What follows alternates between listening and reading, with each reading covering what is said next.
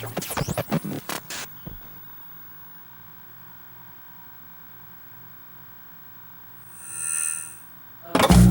love my people, I love my people. That's what we do to come. We come on this planet to love each other. And I love fucking people. I love people. You know, I have no judgment, only love, no judgment, only love. And when you give love, you receive love. So I like to be hugged like you're putting a baby in me. So you know what you're in for right now, goddammit. You know. Once you hear this, you know what you're in for. So, and I thank you for coming. I thank you for your patience and your appreciation. I'm here to love you back for it. Let's do this. Let's welcome Debra! So she's also born and raised in New York City, yes. Not only known for her acting, her comedy, Mad TV, voice acting, she's also voiced many video game characters.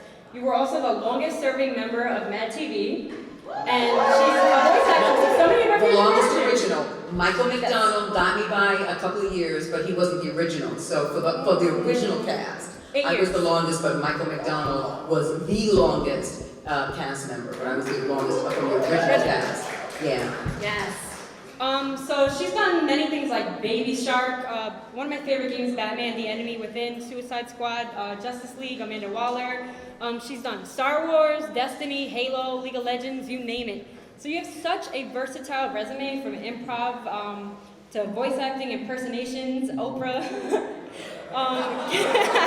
Yes, hello, look at you, beautiful people. Look under your seats. All of you have something you bought for yourselves. Daisy Duck. Yes, I'm the first. When it comes to Daisy Duck, I'm actually the 6th Daisy Duck for Disney, but I'm the first Daisy Duck of color. Daisy is a Negro, Daisy is a Negro. Yes! How do you prepare to differentiate these voices?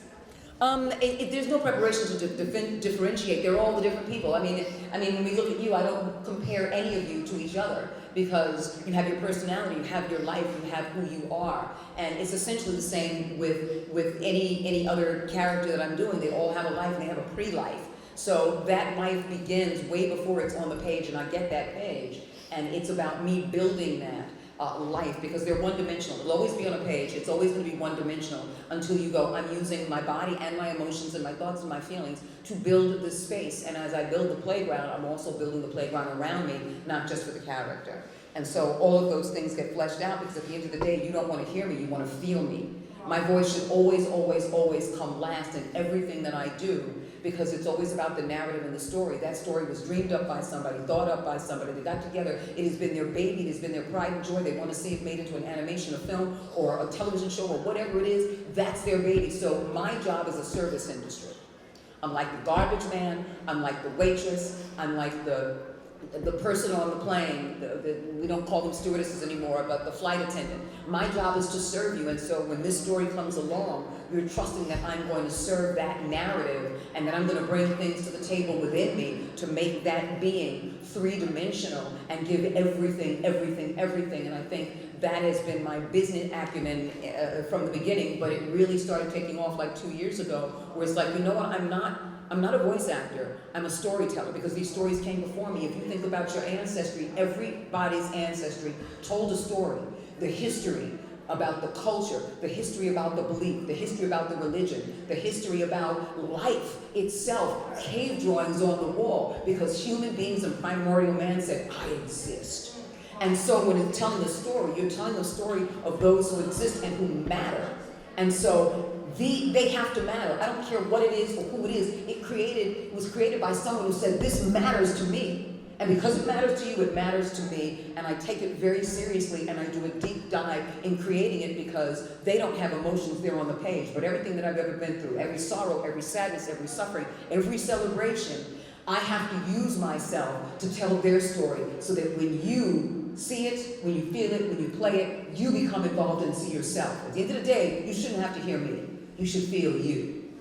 Mic drop. Who are some of your favorite characters that you voice or that you would like to voice? All of them. There isn't anything that I haven't. There isn't anything that I haven't done that I want to do. I never look ahead. Because to me that's coveting. You know, it's to be in the space, and tell the story. So for more than anything else, if someone says you fit this story, that we love the way you approach our storytelling, it's because they go, we've been dreaming of this for 3 years before you came into the picture, and now you're a part of the picture. And so that's what it really is. It's about being a part of the picture in somebody's head that has always been. So my voice never comes first. The story comes first. The story comes first. And as I'm reading the script, as I'm getting to know this, the voice is there, and the voice begins to tell that story in how I feel about it, and as I'm coming to that. And so the voice print comes because the story is so powerful. It's the same way that if you're having an emotional moment with somebody, and as you're feeling frustrated, your voice goes up.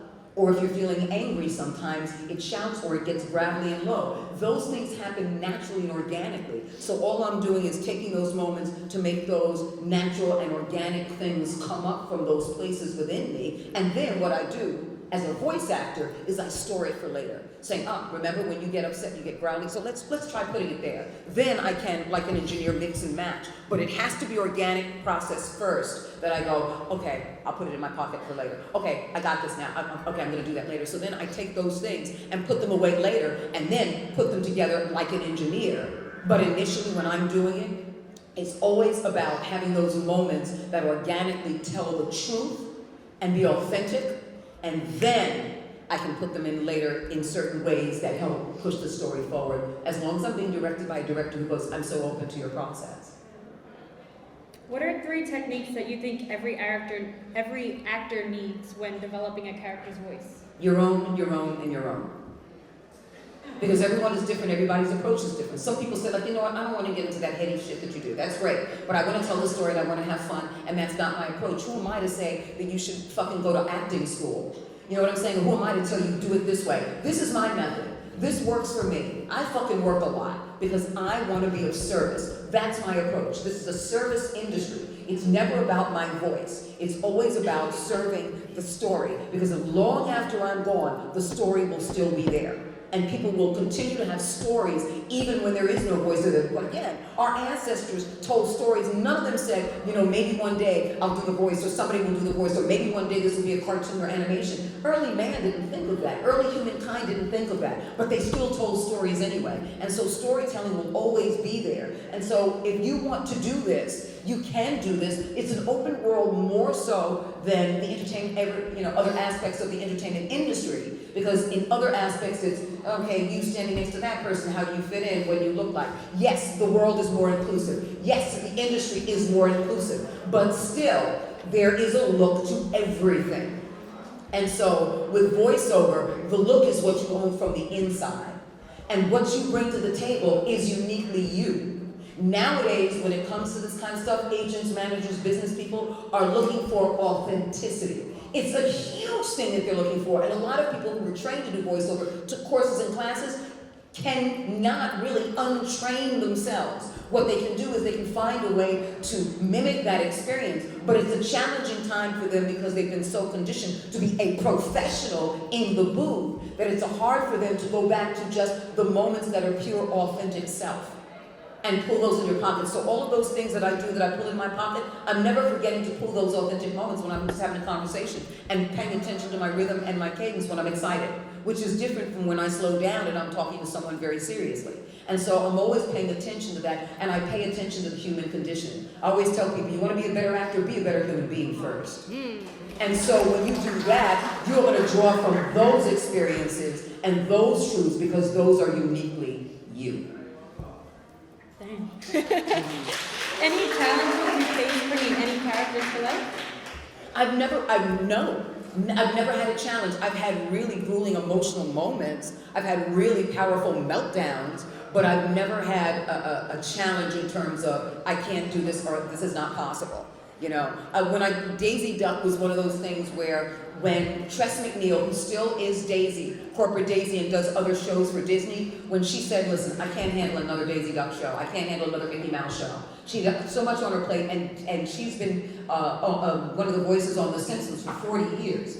So Tress MacNeille works all the time. She's a goddess and works all the time. So when they went on this massive search for a Daisy Duck, they originally wanted someone that sounded like Tress MacNeille. The challenge is I can't bring me to the table. I have to sound like Tress MacNeille doing Daisy Duck. Not sound like Daisy Duck. Sound like Tress MacNeille doing Daisy Duck. Well, who the fuck sounds like Tress MacNeille other than Tress MacNeille? And now I have to sound like her doing Daisy Duck. It was a big challenge. So it took me 3 hours to do one audition. 3 hours to do one audition because I was trying to always mimic her and listen. It wasn't fun. I didn't enjoy it. Then there was music that had to go with it. And I had to sound like her singing. It wasn't fun. I submitted the audition. And then I didn't hear anything, so I was like, good. I was so happy. I was like, good. I'm not in the running for it because that was fucking a lot of shit. And I'm not spending 3 hours on no goddamn auditions anymore. And so, time is money. So, and 2 weeks later, it was like, you have a callback for it. And I was like, well, I did all of this work, what do they need? And so I got a callback for it. And I went into the studio, and I ride a motorcycle, and I should have been there in 20 minutes. I was an hour and 15 minutes late. I got lost as I was riding my motorcycle. I took a turn and I went out of my way, and so I was like, I apologize for being so late. I didn't do this intentionally. It's interesting though. I really honestly didn't do it intentionally. But what happens is psychologically, things happen for a reason. A lot of times it's not because you're trying to fuck it up, it's because of your own fear. So when you're fucking stuff up, ask yourself why. You put the kibosh on it because you tell yourself, I don't deserve this, I'm not worthy of this. I didn't hold on to the reality.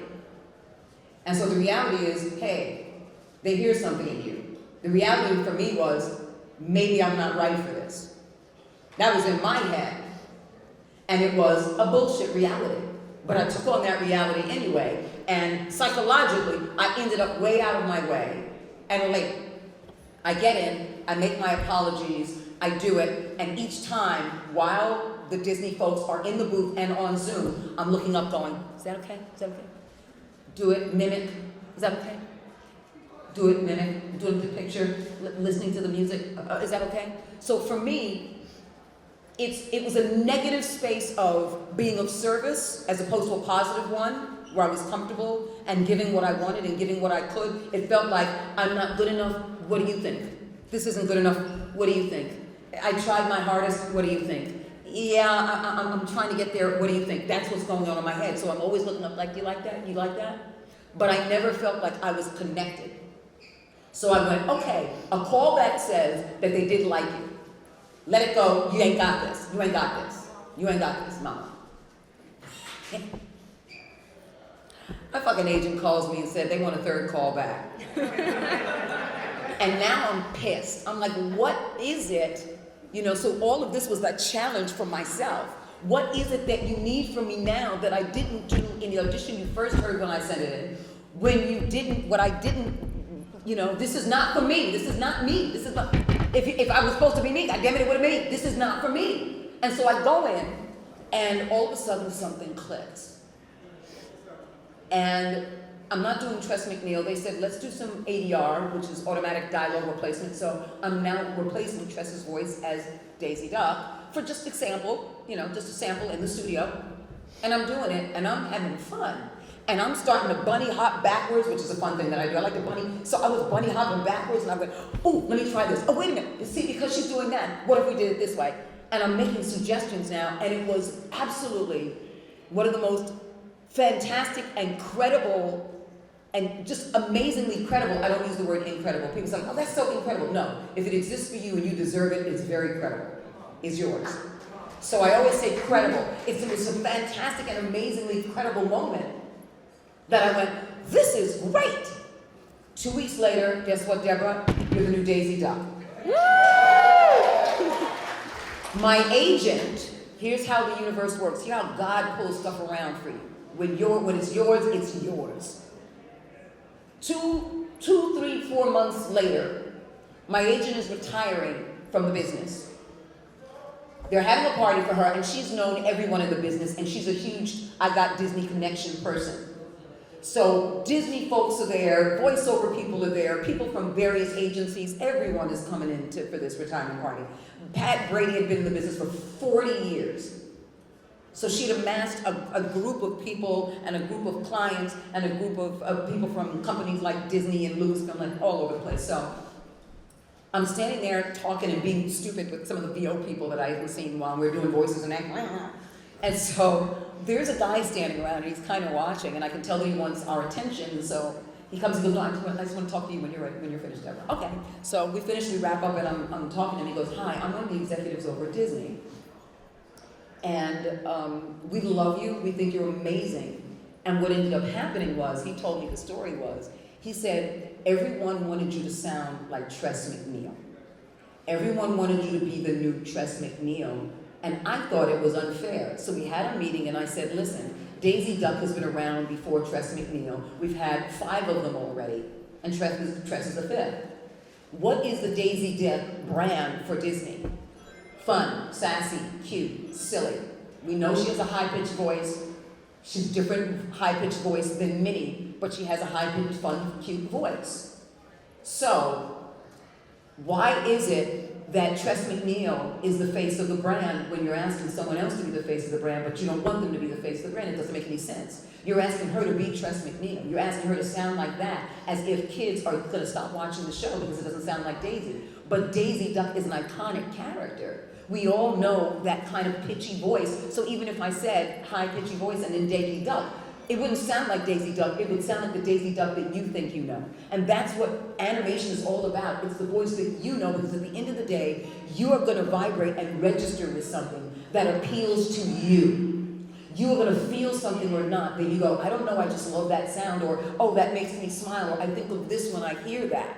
And so at the end of the day, when we do animation for voiceover, for television, and any of those things, we do it for you, not for ourselves. We do it for you, and they let me be me so that people can find their relationship, kids can find their relationship, preschoolers can find their relationship with Daisy Duck and not Debra Wilson.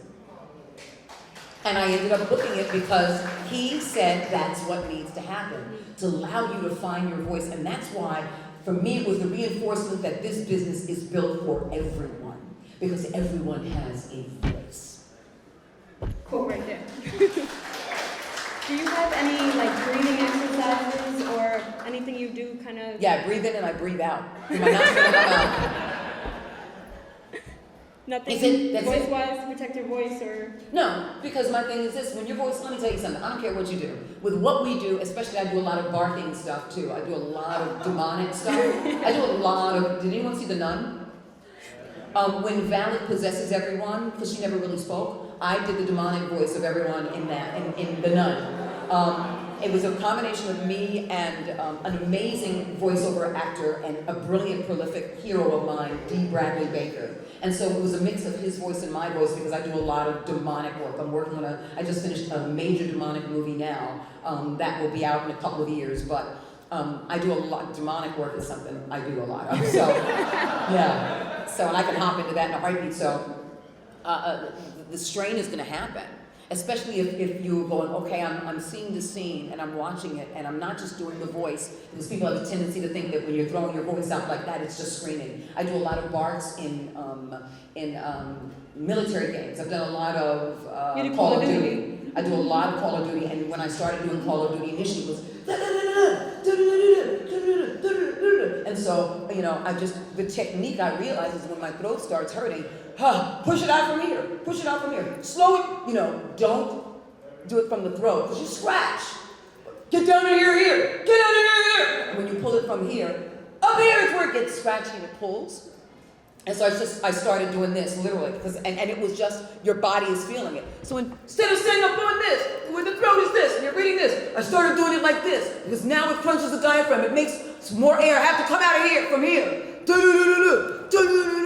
And the bending also helped get into a character position, because I have to use my body in everything to tell the story, because body language is something that tells our stories. Each and every one of us with our body language tells a story. And so I started doing that as a body story and incorporating that. For me, there are certain things that I'll take for my throat. I have a personal steamer. You can get it on Amazon. Thank you, Amazon. If Amazon had a dick, I would suck it. I'm not fucking with you. I love Amazon. I love Amazon. Yeah, so I bought a personal steamer on Amazon.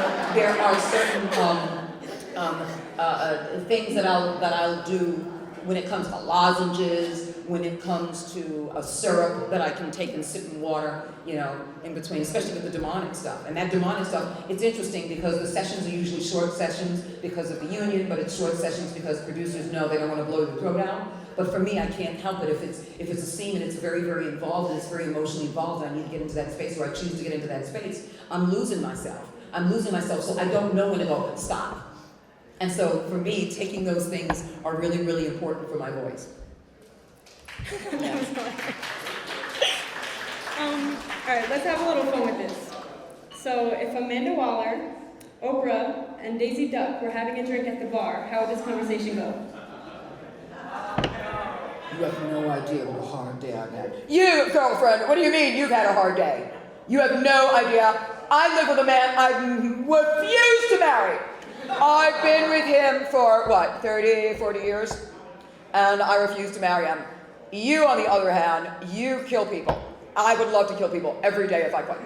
Everyone thinks I'm so nice. Hello, I'm a mogul. Get me something, give me something. But you have no idea how hard it is to be me and be this perfect. I've lost weight, I've gained weight, I've lost weight, I've gained weight. I have 5 Amanda Wallers that came out of me, girlfriend, so don't tell me about your hard life. You know I could have you killed in a heartbeat. Heartbeat? Girlfriend, I have no heartbeat. Stop fighting, everyone. You're just supposed to love each other. Amanda, do you love Duck as much as I love Duck? Yeah, especially when it's à l'orange. Yeah, you wouldn't consider hurting me, would you? Hurting you, no, but eating you, yes! Task Force X. I'm a little busy right now. I'll get back to you later. Waller out. Oh, that was amazing!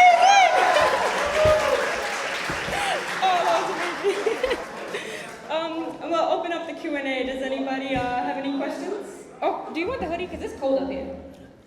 Now I'm Now you warmed up. Any questions?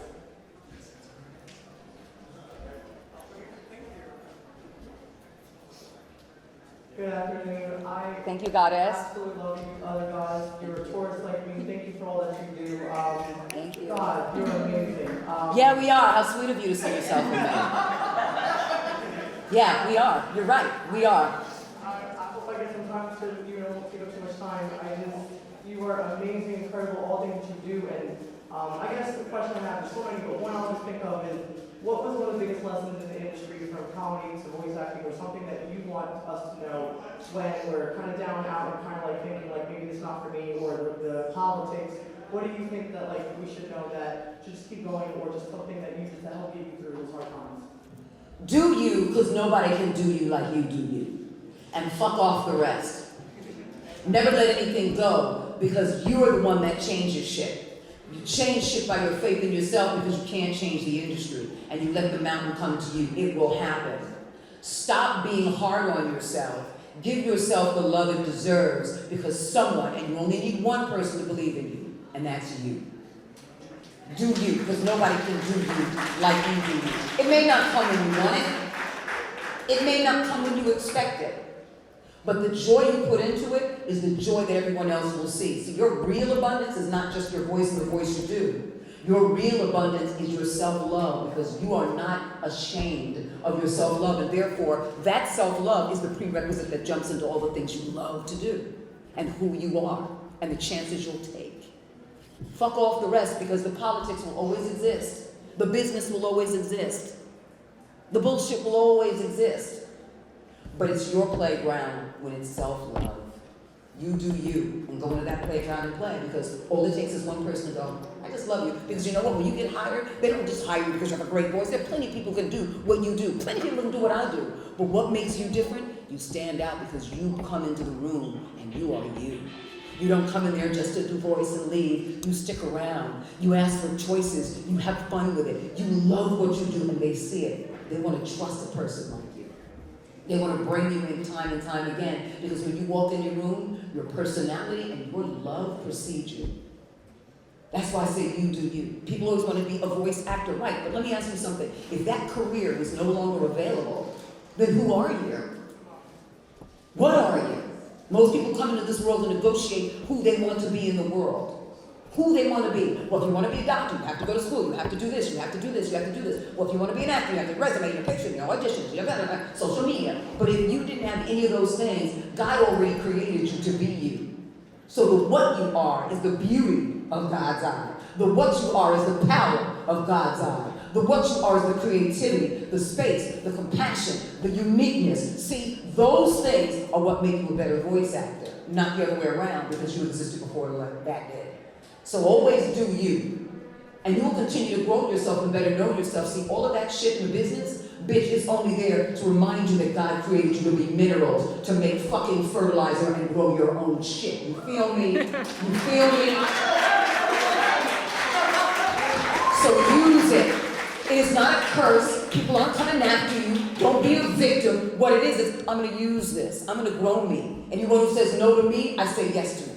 Anyone who says no to me, I say yes to me. And I don't have to go through you. I'm going to go around you. Because it belongs to you. You do your work. You study your craft. You do everything. But make sure that you don't study as a lack of you. Don't do it just to be a voice actor. Because if you don't do that, people are like, I'm giving myself 5 years. And I said, well, then this business is not for you. But if you love doing it, you'll do it without money. And people will find you, and some will use you, but people will find you, and before you know it, you're like, oh, wow, this is great. Can you give me a copy of that? Okay, before you know it, I've amassed this stuff, and now I feel confident enough to go out there and find an agent, or take classes and courses, and then connect with people, and then network with people, and use my social media to put it on top of them. Before you know it, come on, how many people on TikTok got famous? How many people from YouTube got famous?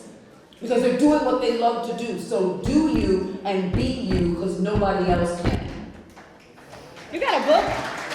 Yes, you're the first chapter, bitch. What you gonna do? Each one of you are a chapter in that book. Every experience is a chapter in that book. It is a reminder to put you back in your mind again and again and again about who you are and the human condition that we all come to be in. Each and every one of us. Each and every one of us. And so I'm here as a reflection of your own amazingness and awesomeness to know that you are possible. And if you ever say you're impossible and you take I am from possible and put an apostrophe in the first two goddamn letters and impossible becomes I'm possible.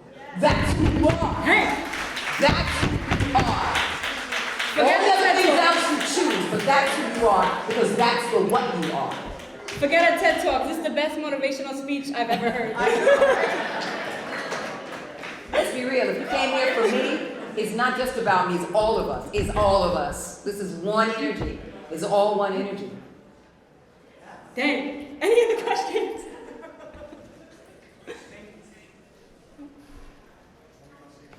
You look great, by the way. Hi, Goddess, back again. Here. Yeah. I just wanted to say that, you were one of the first people I saw when I came into the building, and you set the energy for the con for me, because it was Blessings. so amazing, and that energy was there, and I feel like I'm spreading it around right now. Blessings, Goddess. Thank you. It's love. It's love. Love people. Thank you. Sing them their song. And let them sing you their song. That's what it's all about, a connection. And the reason I don't do a lot of Comic-Cons, I don't like doing Comic-Cons because I know a lot of people have a price point when they sell stuff, and I think that's amazing and wonderful. I don't slight anybody for it. I think that's wonderful because they've worked hard in this business. People know them, they're iconic, and you get a chance to have a picture or a still signed by the person whose voice you love. That's what they do, and that's what the fans want. I'm just a little different, and I don't want to go to a con knowing I refuse to sell anything because I'm going to give it to you. If somebody saw me on the street and asked for a picture, I wouldn't charge them. If somebody asked me for an autograph, I wouldn't charge them. Why would I go and then say, now I'm not going to do it, let me do it in a volume business or something I didn't do before? It's for me, I don't do that. I just don't do it. But I haven't been in cons long enough to want to do that. And so I'm like, if I go to a con, my prerequisite is I don't sell shit. I don't have anything. You want me to sign something? You want to do videos? You want to do pictures? Sure, hashtag that shit all day long. I'm not on social media. Have fun with it. But let us have a connection. Because today, one of the greatest connections, and it's all been wonderful, is there was a gentleman who walked up to me, and he was like, this is my wife and my kid. I just want to remember something. Before you even got in the business, and I didn't remember the story because it's over 30, it's a 20 to 30-year story. He said, before I even got in the business, you were working for the city of New York. Yeah, you were my counselor. And I told you I liked I told you I like this kind of a thing, and I like the Terminator, and I like the boots that he had, and you were wearing the boots that he had, you know, like those cowboy boots, and you gave them to me. And he said, you gave them to me because I said I like the Terminator, and I didn't have boots like that, and I couldn't get boots like that, and I was a kid. And you gave them to me. And you changed, your kindness changed me. Because all you cared about was my joy, that I was connected to the Terminator, and you wanted to be a part of that, and you took your fucking boots off, you gave me those boots. And I didn't remember exactly, but it's humbling. Debra, don't you dare.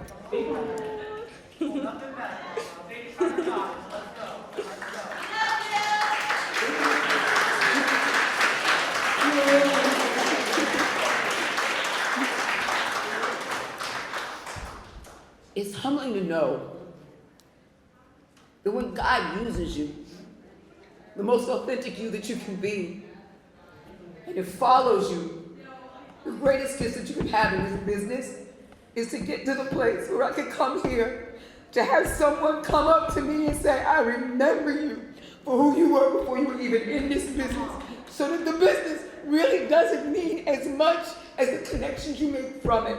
It's a vehicle or a vessel to do what you love to do, but it is a jumping point to love others, the way others come up to you and love you back.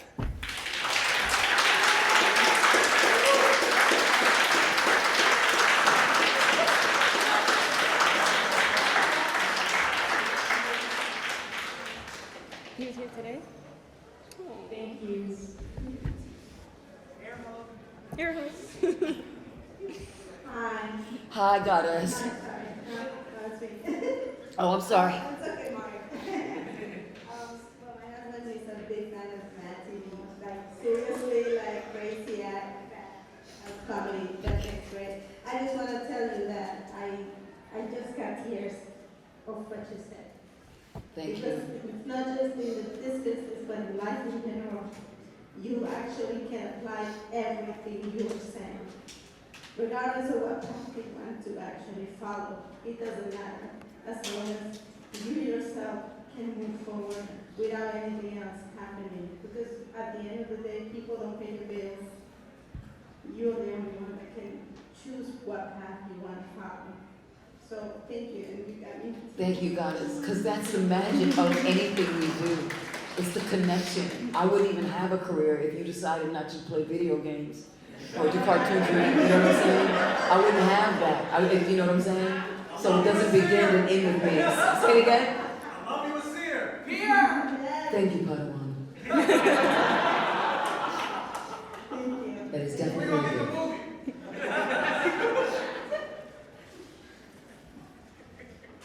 The Force says, look for it the 32nd of February. I'm not sure what that means, but when there is a 32nd of February, I will be in it.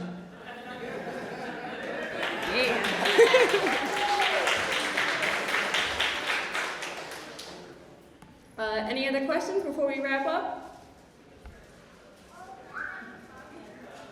No? Wait, someone? How you doing? Hey! Jonathan from Brooklyn, New York. I love you from your days of Mad TV. Me and my friends always love to talk about the recurring characters. Thank you. One of my favorite recurring characters was when you would impersonate Oprah Winfrey a lot. Hello, yes. When you first met her on the red carpet, you had a major freak out moment. Can you actually I did. elaborate what was going through your mind around the time when you saw her? I freaked out because I felt so guilty for everything that I'd ever done. I felt like a major a-hole. I felt ashamed and embarrassed. I felt like I had tainted her in so many levels. And then it went away like a fart. Because it's what I love to do. Hello! When you're rich and famous and you know the baby Jesus. As a personal friend. No, she knows the baby Jesus. They go out to brunch every Sunday. They end up getting water at the table, and he turns it into wine! So it went away almost immediately because this is what I love to do. And I'm not here to hurt people's feelings, but I will skewer you if I could. Making fun of you, I can. And I will. There's so much to make fun of when you're rich. And you refuse to marry the man you've been with for 30 years and don't know what he does for a living. I will give you $1 million if you can tell me what Stedman does for a living. You'll all lose. You won't make any money because nobody knows. Not even me. And we live together. Sometimes. Yes, Phil, back in your cage. Is that a Black Panther Deadpool? Yeah. Yes, you look awesome. It really happened in Black Panther's Deadpool issue 4. He stole a Wakandan suit. Yeah. Yes, and I've actually done a Koye for video games as well. And yes. I was never in the film. I never did the film. But I will tell you this. I will serve Wakanda forever for the rest of my life. This is who I am. And this is what I do. And I will serve until I die. But I'm trying. Wakanda forever! Yeah! We gotta put you in Wakanda 3. We gotta put you in Black Panther 3. And the woman who was the linguist on that was also the linguist for the video game that I did. She's white. Yeah. And at first I was like, what? And I was like, wait a minute. Debra, open your mind and shut your mouth. Open your mind and shut your mouth. She's a linguist because she loves languages. She's a linguist because she's great at what she does. And listen to her because she did the language for all of the films. Shut your mouth and open your mind and learn. And because of her, I'm able to do this right now. Because of her. White woman forever!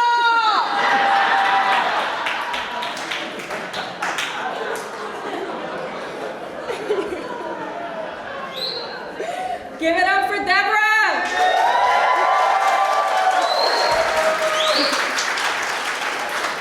No more questions? Nothing, no more questions? Oh, okay, one more. Let's go. Because I usually after people clap, there's always somebody, and that's why I always ask. Can we give her a mic?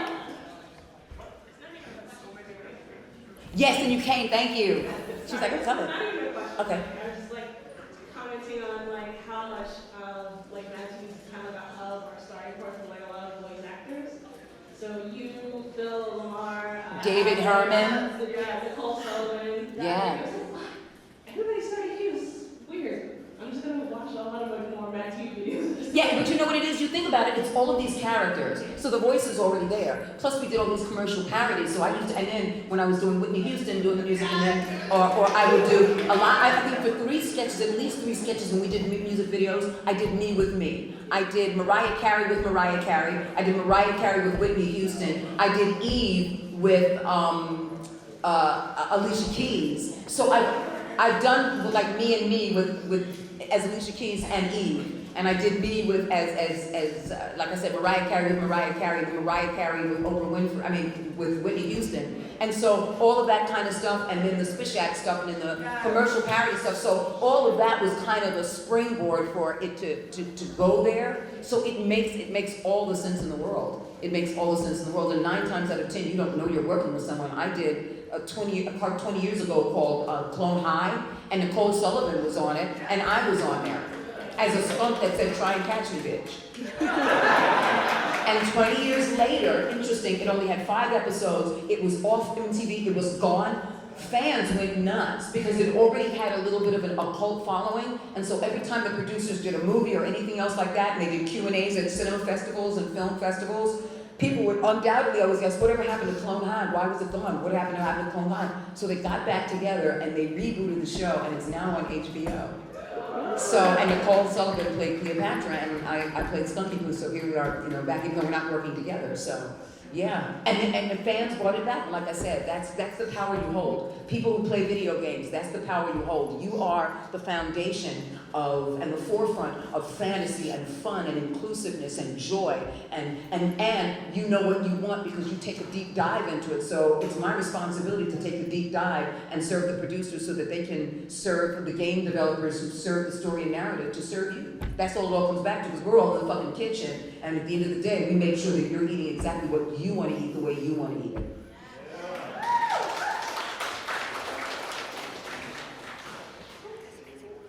Thank you. We done? Yeah, you good? Say it again? So, yeah. All right, give it up one more time.